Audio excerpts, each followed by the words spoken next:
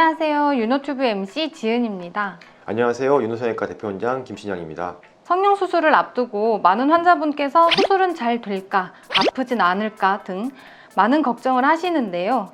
그중 수술 중 마취로 인한 사고로 잘못되진 않을까 걱정하시는 분들도 있습니다. 그래서 오늘은 성형외과 마취에 대해 알아보면서 윤호성형외과가 얼마나 안전한 마취 시스템을 가졌는지 알아보도록 하겠습니다.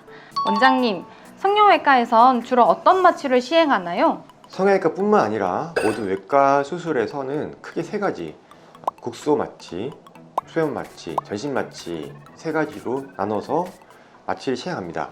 먼저 국소 마취는 환자분의 의식이 완전히 깨어있는 상태에서 마취를 하는 겁니다. 부분적으로만 주사를 줘서 그 부분이 감각을 못 느끼도록 하는 마취고요. 수연 마취는 본인의 그 자가 호흡은 살려놓은 상태로 의식을 없게 마취하는 그런 방법을 말하는 거고요. 전신 마취는 수연 마취와 동일하게 의식은 소실시키면서 자가 호흡을 완전히 근이완제라는 약물을 이용해서 없애고 기계에 의한 기계 호흡을 시행한다는 점이 다르겠죠. 그래서 국소 마취, 수연 마취, 전신 마취 순서로 깊이가 점점 더 깊어지는 것이죠. 마취의 종류도 되게 다양하네요. 그런데 간혹 뉴스 기사 보면 성형수술 중 마취 사고가 일어나기도 하는데 주로 어떤 경우에 사고가 발생하나요? 크게 두 가지로 나눌 수 있는 것 같습니다. 첫 번째는 불가항력적인 마취 사고. 그러니까 이전에 뉴스에 많이 나왔는데요. 저희 과뿐만 아니라 모든 과에서 흔하게 일어나는 이제 악성 고혈증이라고 하는 질병이 있습니다. 그래서 이거는 수십만 분의 1의 확률로 생기는 병으로 마취 약제에 대해서 몸이 과도하게 반응을 해서 사망에 이르는 그런 무서운 질병인데요. 이건 사실 이제 미리 알 수 있는 방법이 없습니다. 그래서 저희가 수술하기 전에 전신 마취 검사, 엑스레이, 심전도, 간 기능 검사, 신장 기능 검사, 혈액 수치를 다 확인하고 수술해서 이 정도면 괜찮겠다라고 수술하지만 그 악성 고혈증 같은 질환은 저희가 미리 알 수 있는 방법이 사실은 없습니다. 아주 드문 병이에요. 그래서 그런 사고가 나는 경우가 있고요.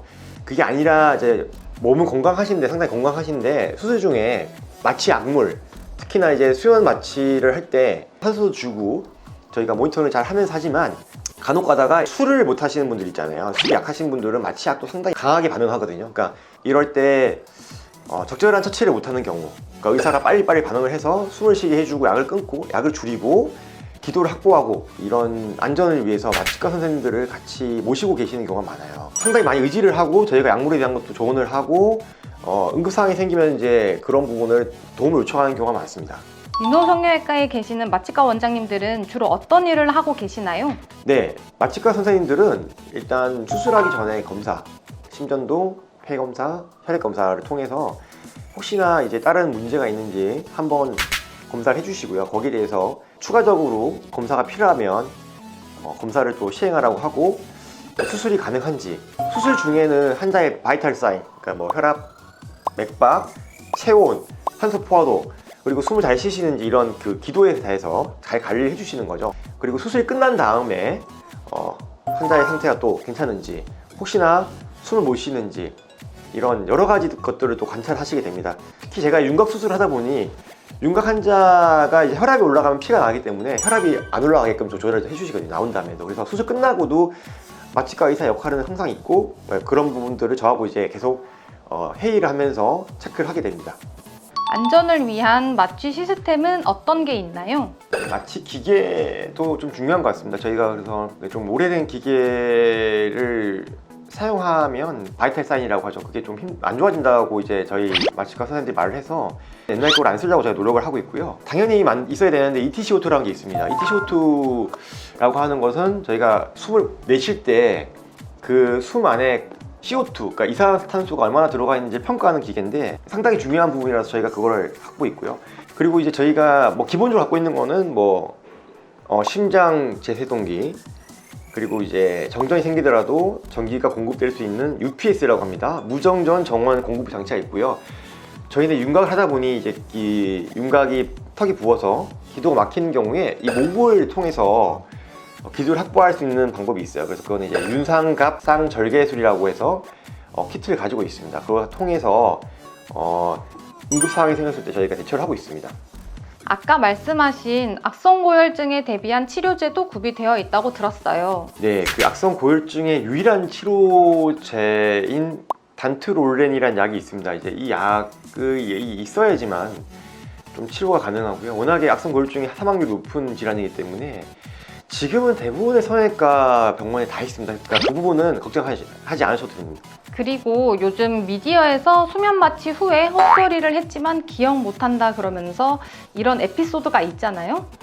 수면 마취를 한 상태에서 헛소리를 하는 이유는 뭔가요? 네, 사실은 뭐 술 먹고 술 많이 드시고 블랙아웃이라잖아요. 필름 나가시면 이제 본인 말 기억 못 하시고 수주정하는 경우가 있는데 이제 그런 거랑 같다고 생각하시면 됩니다. 이제 혹시 김신영 원장님께서 개인적으로 가장 기억에 남는 마취 후 환자분들과의 에피소드 같은 것도 있을까요? 제가 한번 기억나는 건 한 10년 전에 눈 수술하는데 마취약을 주고 제가 직원들하고 이게 대화를 했어요. 사실 근데 그런 대화를 하면 기억을 못 하시거든요. 근데 이제 뭐라고 하셨냐면 야, 딴소리 하지 말고 내 수술에 집중해 라고 한 적이 있어요. 내가 깜짝 그때 의식은 있는데 기억을 못 하셨겠죠. 그래서 제가 순간적으로 내가 깜짝 놀랐던 적이 있습니다. 마취와 관련해서 드라마나 영화 같은 곳에서도 많이 다뤄지는데 여담이지만 명탐정 코난 만화를 보면 맨날 코난이 유명한 탐정 목 뒤에 마취총을 발사해서 잠재운 다음 사건을 해결하곤 하는데 이렇게 잦은 마취는 생명에 위협이 될 수 있지도 않을까요? 거의 일주일에 2번 정도는 마취시키는 것 같더라고요. 코난이? 네, 일단은 마취 자체는 일반적으로 우리가 이제 생활할 때 우리가 의식이 있을 때에 흔히 말하는 바이오 리듬이라는 게 있잖아요. 사실 그런 깨고 내 의지에 반해가지고 억지로 이제 약을 주고 재우는 거죠. 그래서 자주 하면은 생명에는 지장은 없지만 내 몸이 좀 피로해지고 그런 이제 수면 사이클도 바꾸겠죠. 내가 낮에 자면 밤에 잠이 잘 안 오는 것처럼 그런 것처럼 이제 바이오 리듬을 깨고 그 사람의 건강에는 썩 좋지는 않을 것 같습니다. 그래서 자주 하시는 건 좋지 않습니다. 덕분에 궁금증이 풀렸네요. 오늘은 윤호 성형외과만의 특별 안전 마취 시스템에 대해 알아봤습니다. 저희가 준비한 내용은 여기까지고요. 저는 윤호튜브 MC 지은, 윤호성형외과 전문의 김신영이었습니다. 다음에 또 만나요. 안녕. 구독, 좋아요, 꾹꾹.